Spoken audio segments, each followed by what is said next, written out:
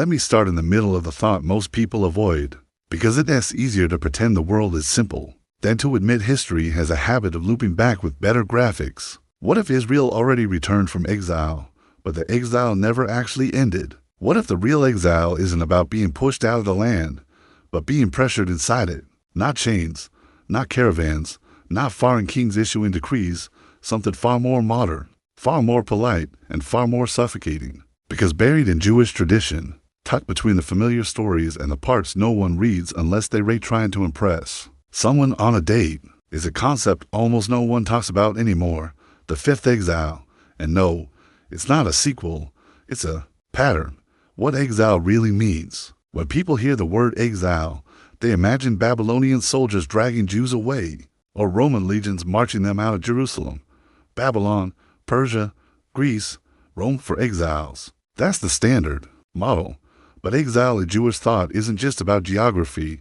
It's about sovereignty, identity, moral authority, peace, the ability to stand on your land without asking the world for permission to breathe. You can be home and still be in exile. You can have borders and still have no security. You can have a flag and still have no legitimacy. That's why some rabbinic and mystical sources hint at something different at the end of days. Not another dispersion, not another march into foreign lands, but a siege-like exile. An exile inside the land, a pressure cooker instead of a prison, the hidden tradition, Ishmael. Now this is where the room gets quiet, because the moment you mention Ishmael, people assume you're talking about modern politics. Relax. This isn't about race. It's not about religion. It's about lineage, momentum, and the uncomfortable reality that history doesn't care about your feelings. In several Jewish sources, especially midrashic and mystical writings, there's a recurring theme: the children of Ishmael rise at the end of days, not as scattered tribes, not as background characters, as a dominant force, a force that contests Jerusalem, questions Israel's legitimacy, and gathers nations around that challenge. And here's the part people forget: Ishmael is not cursed. He is blessed. He is promised greatness. He is destined to become a nation of influence, but he is also destined to exist in tension with Isaac. The verse says, his hand will be against everyone, and everyone's hand against him, and he shall dwell in opposition to his brothers. People read that like it's ancient drama. It's not drama. It's a pattern, a cycle, a dynamic that reappears whenever history needs a plot twist. The global coalition, here's where it gets interesting. The tradition doesn't say Ishmael destroys Israel. It says Ishmael leads. Leads what? A coalition, not a military alliance, a moral one, a narrative one, a global consensus that says, we're not attacking you, we're just judging you, constantly, publicly, relentlessly. This is exile without chains, war without a battlefield, pressure without borders. Israel surrounded not by armies, but by opinions, sanctions, resolutions, international courts, media narratives, diplomatic cold shoulders disguised as polite concern. The land is held, but the legitimacy is contested. That's not ancient warfare. That's now, the Jewish year and the pattern. Now let's talk about the Jewish calendar. We're in the late 5700s, approaching 5800. In Jewish thought, the world unfolds in 6 millennia, followed by a 7th, a Sabbath of history. The closer you get to the end of the 6th millennium, the more pressure increases. Birth pangs, acceleration, intensity. Conflicts don't resolve. They compound. They stack. They echo.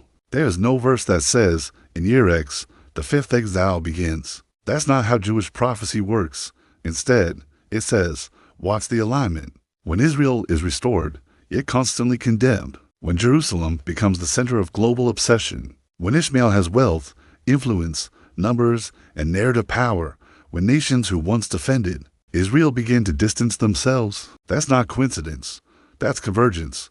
Important pause. Slow down here. Take a breath. And don't just believe what I'm saying. Don't believe anyone blindly because it fits your narrative. Read. Dig. Question. Truth is layered, and its complexity is why it matters. What this is and is not. Let's be clear. This is not a call for hatred. This is not a prediction of dates. This is not doom. Judaism doesn't teach doom. It teaches responsibility. The fifth exile, if it exists, isn't about defeat. It's about identity under pressure. Will Israel define itself by fear, by approval, by survival alone, or by covenant? Because every exile ends the same way, not by armies, by return. The open loop. The reason this concept was never meant for mass consumption is because people mistake warning for destiny. The fifth exile isn't something you wait for. It's something you recognize. When pressure replaces peace, when legitimacy replaces land as the battlefield, when Ishmael doesn't conquer with swords, but with influence, and the most dangerous exile of all, believing you're already home when history says the test isn't over. Maybe the question isn't whether the fifth exile is coming. Maybe the question is whether we're already living inside it and just don't know its name yet. Israel will survive, not because it is powerful, not because it is popular, not because the world agrees. Israel survives because history keeps failing to erase it. Empires rise, coalitions form, narratives shift, condemnations multiply, and yet the same people remain, exile after exile, pressure after pressure. The pattern is always the same. Israel is challenged at the height of its isolation, not its weakness. The fifth exile, if it exists, is not a death sentence. It's a refinement. Fire doesn't destroy gold. It reveals it. Israel doesn't survive by permission. It survives by covenant, and covenant doesn't expire.